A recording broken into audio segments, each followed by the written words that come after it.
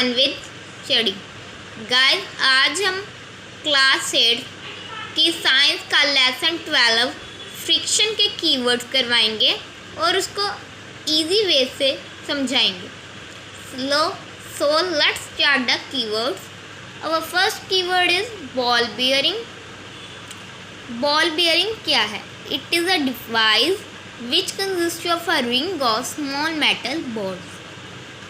हमारी गाइस अंगूठी देखी है, सबके पास रिंग होती है।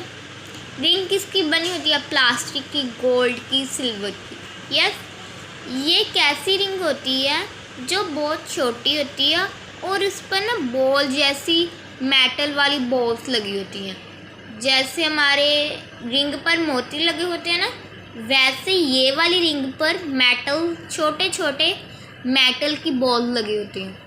हम मोती को बॉल्स तो नहीं कहते, पर यहाँ पर हम इसको मोती तो नहीं कहेंगे, मेटल्स को, इसलिए हमने लिखा है इट इज़ अ डिवाइस। ये डिवाइस होता है, ये एक उपकरण है विच consist of a ring of small metal balls.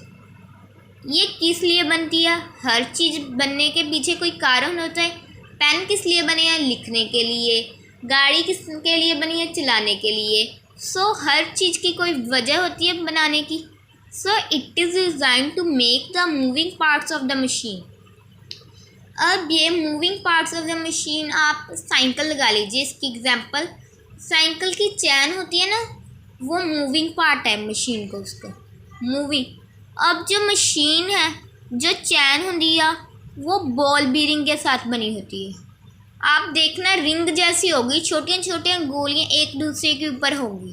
It is design to make the moving part of the machine to roll over each other. एक दूसरे के ऊपर रोल की होंगी, rather than slide। देन ये हो गया हमारा first keyword. Then second keyword is drag. Drag क्या है? The frictional force exerted by fluid, gas and liquid is called drag. जो फ्रिक्शनल फोर्स फ्लूइड से एक्सर्ट की जाए, जैसे आप मान लीजिए हवा में, आसमान में एरोप्लेन पर फ्लूइड फ्रिक्शन लगती है।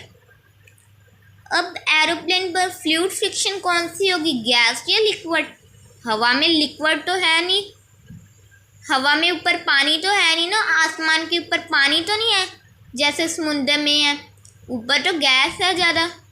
The frictional force exerted by fluid, gas and liquid is called drag.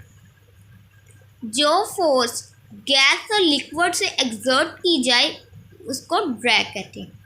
अब इन्होंने पूछ लिया fluid friction. It is the same, the frictional force exerted on object यहाँ पर कौन सी है? शिप लगा लीजिए। बाय फ्लूइड, जो कैसे होती है? जैसे शिप फ्लूइड के कारण ही चलती है। जो फोर्स है वो किससे मिलती है? उनको पानी से, लिक्विड से मिलती है। एक्सर्ट इसलिए कहाँ से होती है? फ्लूइड पर। किसके ऊपर होती है? ऑब्जेक्ट पर। वो ऑब्जेक्ट कोई भी हो सकता है, aeroplane, ship, helicopter etcetera. The frictional force exerted on object by fluid is called fluid friction. अब फ्रिक्शन क्या है? The force which opposite with the relative motion between two surface in contact is called friction. Guys, आपके पास pen पड़ा होगा, आप उसको नीचे फेंके, टेबल पर फेंके, जो फोर्स लगेंगी वो नीचे क्यों गिरा? क्योंकि ग्रेविटी थी। वो ऊपर से क्यों नीचे गिरा?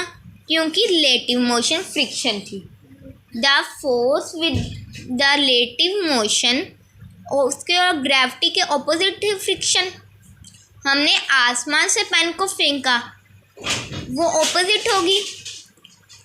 Between two surface in contact में आ गए, दो सरफेस, अर्थ आ गया और कांटेक्ट हो, हमारा पेन आ गया।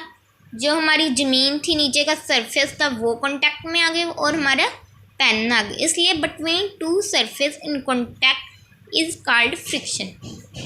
फ्रिक्शन गाइस हमेशा ऑपोजिट डायरेक्शन में होती है। जैसे हम कोई भी हैवियर बॉक्स को आगे पुश करते हैं तो उसकी जो फ्रिक्शनल फोर्स है वो पीछे होगी, क्योंकि हमने पीछे से आगे पुश किया। आप बताइए वैसे कौन सी होगी, आगे से आगे वाली होगी फ्रिक्शनल फोर्स या पीछे वाली होगी? यस गाइस, हमेशा frictional force opposite in direction होगी। जिस साइड से हम पुश कर रहे हैं वहीं से फ्रिक्शन लगेगी। It act on both the surface, जैसे मैंने आपको बताया है बोथ द सरफेस, ये अर्थ और पेन दोनों पर इफेक्ट करेगी। और मैंने बॉक्स और सरफेस जो नीचे का आपका सरफेस हो उन दोनों पर एक्ट करेगी, जो हमारी फ्रिक्शन है। अब फिफ्थ हमारा है कीवर्ड इंटरलॉकिंग। इंटरलॉकिंग क्या होती है? व्हेन टू सरफेस, जब दो surface with irregularities come in contact, there irregularities got into each other and they get interlock, so this process is called interlocking.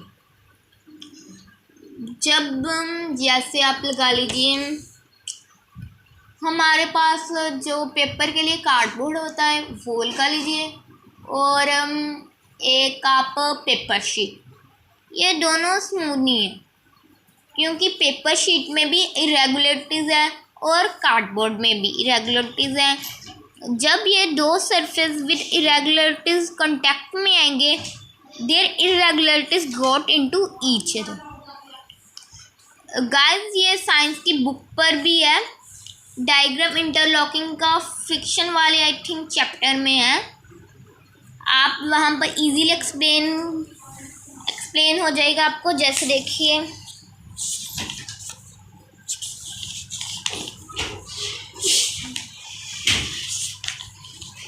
Guys, ये देखिए पहले सरफेस ऑफ बुक का surface कैसे था? With irregularities, and surface of table का कैसे था? Irregularities.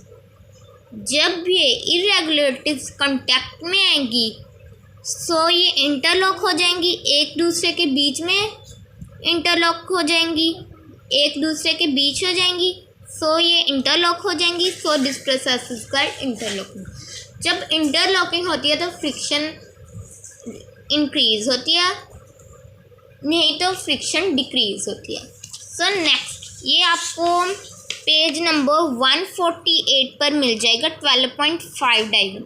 यहाँ से आप इजीली समझ जाएंगे इंटरलॉकिंग क्या होती है। नेक्स्ट हमारा गाइस 6th कीवर्ड है lubricants, the substance which reduce friction. मैंने बताया इंटरलॉकिंग कब होती है? जब फ्रिक्शन इंक्रीज हो इंटरलॉकिंग पर। और लुब्रिकेंट्स ऐसे सब्सटेंस है जो फ्रिक्शन को रिड्यूस करते हैं, डिक्रीज करते हैं, कम करते हैं, जैसे ऑयल, ग्रीस। इसकी मैं एग्जांपल देती हूँ आपको। जैसे हम चल रहे हैं फ्लोर पर, किसी ने ऑयल फेंक दिया, ऑयल पर हम स्लिप करेंगे बिकॉज इंटरलॉकिंग नहीं है, फ्रिक्शन कम है, रिड्यूस होगी। So this substance is called lubricants. Rolling friction क्या होता है? रोल कर जो टायर है टायर ऑफ एनी व्हीकल्स, वो roll of the surface of another body.